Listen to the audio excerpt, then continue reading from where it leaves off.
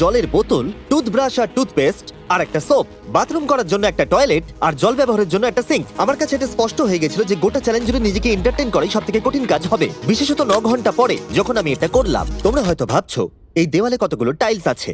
সঠিক উত্তর হলো 1900। আর যদি তোমরা রুফ আর ফ্লোরটাকেও ধরো তাহলে এখানে 2860 খানা আছে। এবং সব থেকে বেশি যেটা গুরুত্বপূর্ণ, আমার পেটের জন্য এবার আমাকে খেতে হবে। তাই যদি তোমরা ভাবো কোথা থেকে আমি এখানে খাবার পাবো, এখানে একটা কনভেয়ার বেল্ট আছে যেটা 100 ফিট লম্বা, তাই কোনো হিউম্যান ইন্টারাকশন ছাড়াই আমি এখানে খাবার পাবো। আমার মনে হয় আমি এখানে 14 ঘন্টা কাটিয়ে ফেলেছি, কিন্তু আমি ভাবতেই পারিনি যে আমি 2 ঘন্টা কম হিসেব করেছি। এবং এই চ্যালেঞ্জের সব থেকে খারাপ বিষয় হলো এখনো পর্যন্ত আমাকে কেউ খেতে দেয়নি, এবং সৌভাগ্যবশত এখানে আসার আগে আমি পেট ভরে খেয়ে এসেছিলাম। কিন্তু এটা খুব ভালো হবে যদি কেউ আমাকে তাড়াতাড়ি কিছু খেতে দেয়। আমার কিন্তু বেশ খিদে পেয়ে গেছে। তুমি কি খুব তোমার ভালো। হাতটা ধুয়েছিলে? হ্যাঁ আমি ধুয়েছিলাম। না, ও ধোয়নি। আমরা ওকে এমন খাবার পাঠাবো যাতে ও টাইমটা না বুঝতে পারে। যেমন এখন বাজে